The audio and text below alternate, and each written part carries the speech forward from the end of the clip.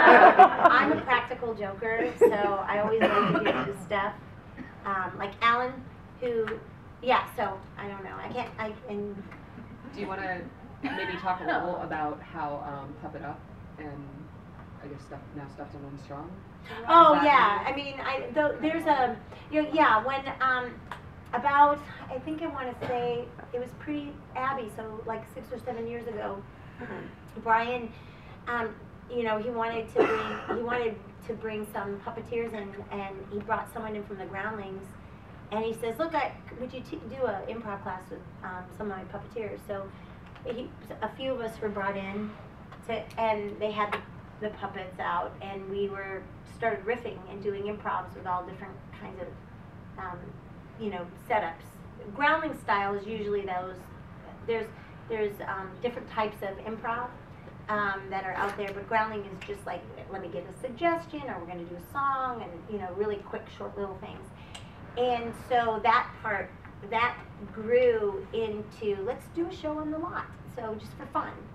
So that went from doing a show on the lot to then now we toured. We went to the Aspen Comedy Festival when it was still running, and then we went to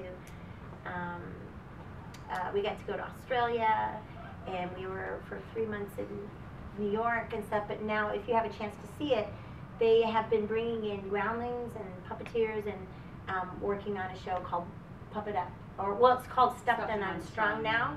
So I think it tours, like it should come here, and if you have a chance, you can really get an idea of what it is that we do, and you know, for that kind of riffing and stuff like that. But yeah. Yeah, just a little ruder, sillier, more adult kind of. Yeah. Like I try to not. Everybody has said I try not to swear unless it's in the character or something like that. We don't.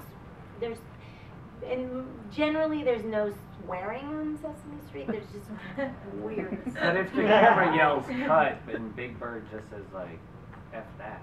Never, like, no, you know what? It really allowed. is. Here's the deal with Sesame Street. We're like a big family. I mean, we're weird and vulgar and odd and quirky. Yeah. But we don't really use language simply because we always have kids around. We'll say blue skies.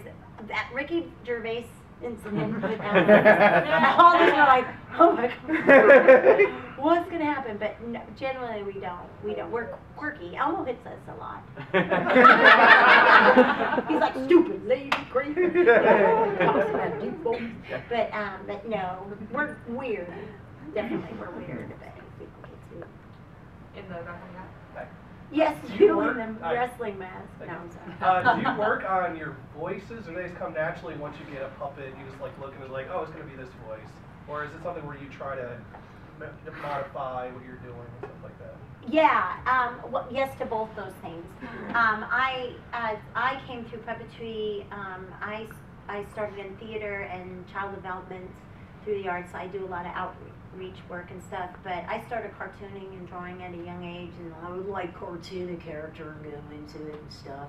I do a werewolf now for electric company and stuff like that. So sometimes I have like characters that I work on, some that go with ideas that I do. In my show, some of my characters are me, and some of my characters are puppets. But specifically, if you're handed a puppet, and we talked about this in our panels, like Abby Cadabby had she's 3, you know, the background that they give you informs her character choices.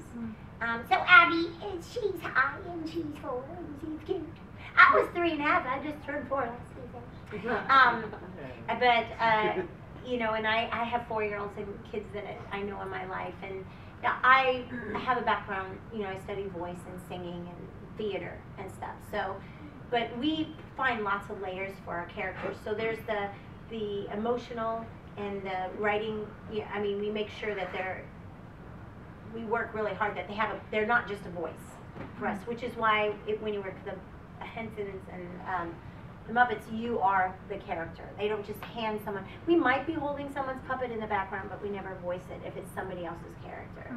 So there's that, and then the puppets inform the way the voices should be sometimes. I'm doing something that was not a puppet, but the character is very large and drapey and voices. So sometimes it's just like, in Shakespeare, a lot of times the language informs what the puppets do. Oh, or, a lot of open vowels. So we take everything in consideration. And what really works for that puppet, you can't just really force a voice sometimes.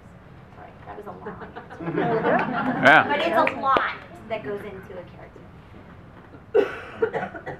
The mechanics for moving the puppet's mouth, they seem very intricate. Could you do some work without the puppet, just with your hands, so we can see the mechanics that goes? Yeah, it's like this. It's okay. So I look to this way, with the arm and this and that. Well, one of those things, it's super basic, like depending on, Lolly's sweet, she has 2 little dark eyes, and she's a stage puppet, I use her for theater, so I always have to trust that she's connecting with people. On camera, like Abby or different puppets or Elmo, they have eyes that have the pupils in them, and so you really have to watch. What we do is we watch a monitor that's below us, and we have to connect with the camera. So we have to make sure that our hand, depending on where the eyes sit, like if the eyes are here or here, where we hold the hand and how to, where they sit and how to make them work. And every puppet is different, so every eye line is different. Sometimes it depends on what you have and what you can get away with. And then sometimes it's the little things, like there's different styles of puppeteers. Like on Muppets Tonight, I used to just watch everybody's different styles. Like Grover's like this, it's my old Muppety style, like that. But that's the way his character works, like Bob, a lot of this, and jaw to the side. And right now, Eric Jacobson, that used to be Frank Oz, he had to work really hard to see exactly how Frank would work that character. So he had to study those movements. Bill Beretta, I love watching him, well, also because him and Brian gave me my first job. That's Brian Henson. Brian Henson, yes. Bill is a lot really subtle, so he'll just do a little bit of just really subtle movements with his things, or open wide, and little nuances make the difference. And also just certain things that, you want to keep your puppet alive. What's really important, I think more so than even the lip sync sometimes, is making sure that your puppet is breathing and is always thinking. I mean, if you, I was saying this morning, the best compliment I ever got is like, I could tell what your puppet was feeling, and I didn't have any lines, So we use a lot of nuances. Not every puppet has a mech.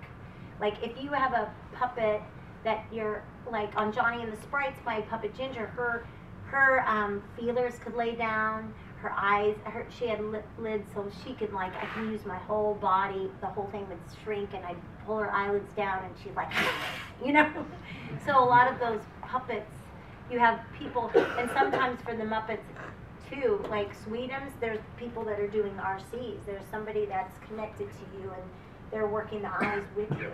So it's very simple. Lolly's very simple, but I'm able to find nuances because she has a really soft palate, like Kermit, but other puppets have harder palates. So it really depends on the puppet, but it's just this, pretty much.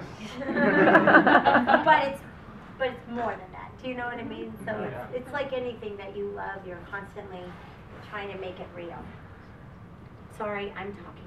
No, it's wonderful. That's why we're here. That's why, exactly, that's why everybody's here.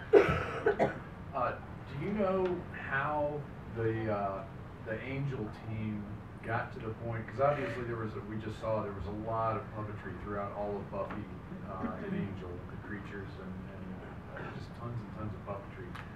Do you know how they got to the point where they wanted to do the Smile Time, do the puppet-centric episode? Was that the puppeteers having some input, or was that just it would be cool to do it? That was Joss Whedon. Joss is actually famously a Muppet fan.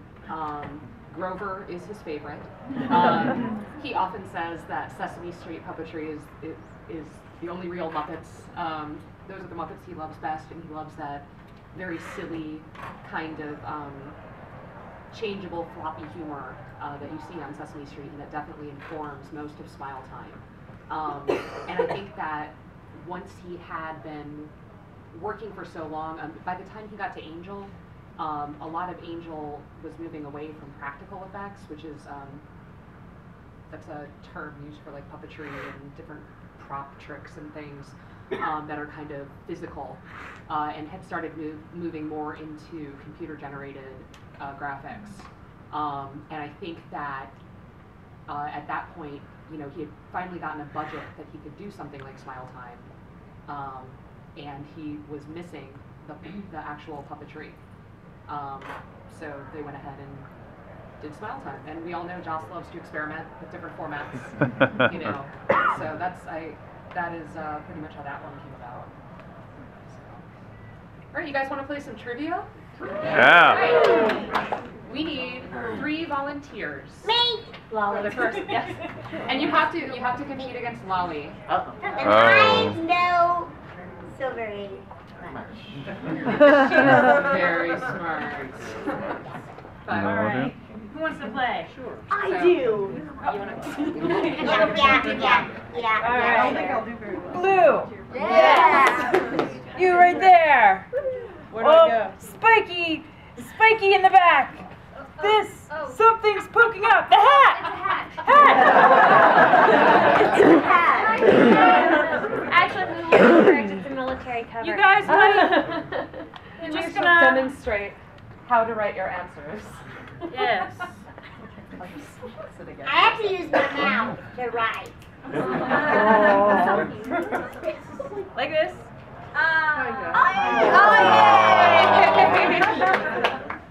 Hi, guys. That was very good. Very good, Lolly. Oh, and then you erase with the tip. Good. Yes. I already got Oh man. wearing lipstick on. I've got a hazard on my head. All right. You guys wear these? Okay. Come on And up. you should Cheerleader, you probably are. stand, Here's I guess, another right in front of one. us. Yeah. April, here's another one. Here's another one. That one's for you. Oh, this one. Okay. And we've got a lot of trivia, and we're gonna give everybody Thank a you. shot I know who someone wants. here. So. There you go. I'm gonna be so good at Let's this. clear the screen so that everybody can see. I feel like I'm gonna get So everybody else can play along and not win things. All right, but if you shout it out, you know, it's kind of giving it away. Yeah, don't ruin it. Should I write Let's upside ruin it down? after they write it down. Yeah. Okay. So our first trivia is from season 6 of Buffy. And let's see if I can actually. I'm sorry. I made these in quick time and they won't play in my VLC. Do you want me to help you with that? Because I'm really good at that Good as at. well. I heard. No, you're not. Yeah, you have very soft hands. I don't know I if do. They're plush. I don't-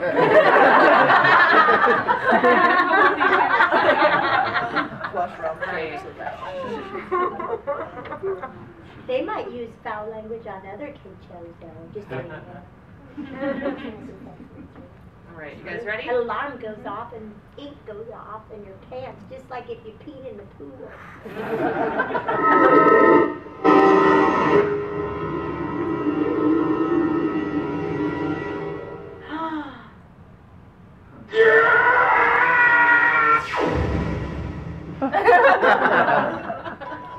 So that's the ghosty thing, not that skull.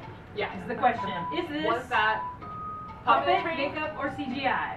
How did they make that happen? That's Jacob Marley.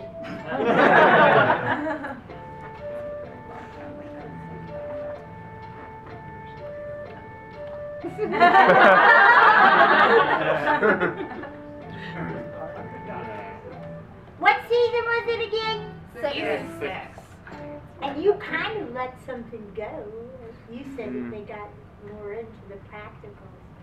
No, that's no less No, into less that. into- was Less into- Angel. Ah! Different. That was Okay. It's Jacob Marley. All right. This was What makeup. answers do we have?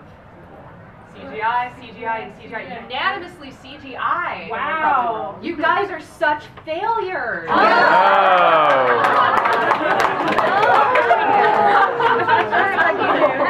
Touched up with CGI. No, it actually, there was actually no CGI in that aside from the insertion of the film into the set. Okay. Many of the Buffy series special effects visuals are actually the work of special effects company Digital Magic.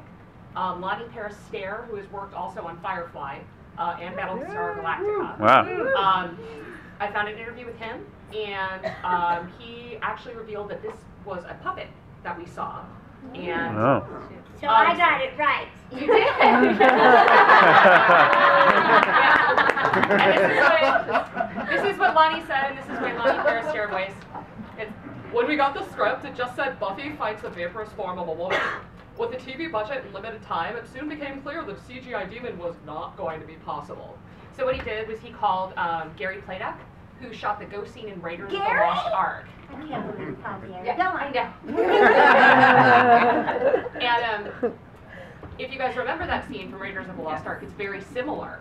And they used the same kind of effect on Buffy. They used a rod puppet with fiber optics inside it, and then they ran it through water, and the ghost character scene was blocked in reverse, so that when the puppet was moving in reverse, it actually looks like it's reaching forward when they reversed it. That's awesome. Nice. So, you guys get prizes anyway! Yay!